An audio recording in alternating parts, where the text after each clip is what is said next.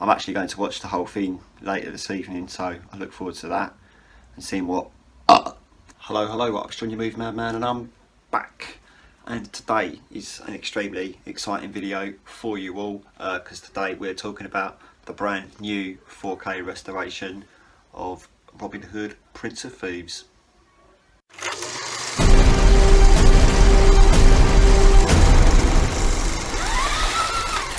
So like I say, this is the brand new 4K version of Robin Hood, Prince of Thieves. This is the first time it's been released in 4K, so that's quite exciting. Been released by Arrow Video as well, so I can imagine there's quite a few little exciting things in this special collector's edition that I have got.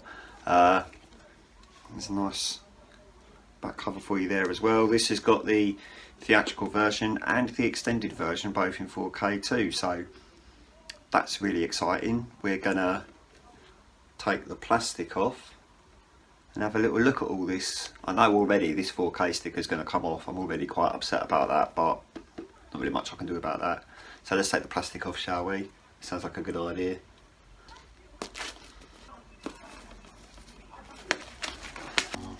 Lost that sticker. There's a nice J card on there as well. Nice black back cover there. Really good artwork on that back cover. So let's have a look, shall we? We've got the normal standard 4K box here. Have a look inside. There you go, there's a 4K disc for you there. Just a one disc.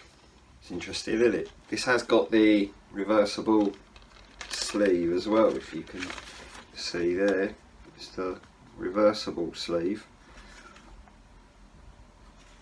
It's nice, isn't it? But we'll leave it like that for now. I'll sort out what sleeve I would prefer to have later on. Let's take all this out. Yeah, just the one disc, no Blu-ray, just one disc. So both versions must be on that disc as well. We've got some art cards here. Got a nice art card of Robin and Marion, and another one of Robin Hood by himself. That romantic moment that everyone remembers. Morgan Freeman. They've all got this on the back, just so you know. Another one of Robin Hood practicing how to be like Daryl from The Walking Dead, and one of the late Alan Rickman, bless his heart. There's also this weird little drawing thing, which has a back cover as well. Little parts of the film that have been drawn in. That's quite nice actually. So when I wanna do some colouring in, I can play with that. What else is in here? So also we've got this poster, which if you open out that's the poster, and then also there's the original poster there as well. So that's nice, isn't it? They're giving us a bit of both there. Right, so also there's this little art book. So there's a little there's basically loads of pictures. So if you like a book with pictures, yeah, see, there's literally like 100 pages in this book, so I'm not gonna show you it all, but I'll show you the front and the back. And a couple of the pictures from the inside, look, see? Most of them are black and white pictures, to be fair. Although I didn't think the film was that old. I say that, and then there's some colour pictures there. But yeah, we're not gonna dig into that too much. So I'm gonna have a little look at this then. I'll come back, tell you what it's like in 4K, give you a little bit of core information about the film as well. Yep, I'll be back in a little moment or two, or three even, maybe. Well, that was an experience, I'll tell you that much. Yeah, that's the best way to start this review. This was an interesting experience. So yeah, got the 4K here. I also have it on Blu-ray. Now I watched the Blu-ray first. Well, I watched bits of the Blu-ray first, mainly because there wasn't a Blu-ray in with the 4K, but I got it anyway, so it doesn't matter. I had a little look at this. This is the first time I've watched any of this on the new TV that I have in the lounge, and I have to say it's probably the first time I've put a Blu-ray into the player and actually noticed grain on a Blu-ray, and I was a bit like, oh, grain on a Blu-ray, wasn't expecting that. And then I started thinking, oh shit, what happens when I watch it in 4K? Is that grain going to be even more enhanced? And you know what, it was, definitely. Yeah, oh wait a minute, that's better. So how can I put this? I thought this looked okay. That's about as high as it's going to go. Okay.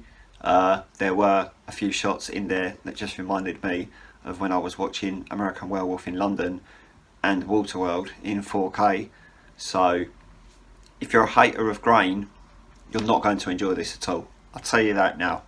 If you want to buy this in 4K, you're going to enjoy it. If you enjoy looking for 4K details, HDR, hair details, I noticed a lot of hair detail, a lot of detail in people's faces and stuff like that. But there is also a very, very thick layer of grain. So as long as you're not a hater of grain, you're going to enjoy this. If you are a hater of grain, I wouldn't suggest getting this. I think it's just an Arrow Video thing where they just decide they're going to enhance the grain rather than actually enhance the picture. They're just like, oh, we'll just make it extra grainy, and then people will like it because they'll be like, oh, it's like the original film. And it's like, but it's not, is it? I'm pretty sure when you went to see it in the cinema, the picture wasn't full of grain. I mean, I wouldn't know. I was 6 years old when this came out, so I'd say it's a very 50-50 one for me. I like the look of it, but there's also a lot of negatives to it as well. So maybe borrow it from someone, not me. Borrow it from a friend, watch theirs, and then decide for yourself. Think, oh, I quite like that, or nah, it's a bit too grainy. You always can tell when a picture's too grainy because you get shots that are outside during the day and it still looks like it's 4 o'clock in the evening at winter. That being said though, it is the first time I have seen Robin Hood on a disc where you've got the theatrical cut and the extended cut together on here. So that was interesting. I like that because now I can watch both of them. As silly as it sounds, I do enjoy an extended version of a film, but if there is an extended version of a film, I like to have the shorter version as well, because sometimes you just ain't got the time to watch an extended version of a film. Sometimes you just want to settle for the theatrical cut, don't you? Or it's really funny because like sometimes you can watch an extended version, it'll have like extra swearing or extra violence in it, and you can go back and watch the edited version and being like, they cut swearing out there, they cut shots of violence out there, yeah.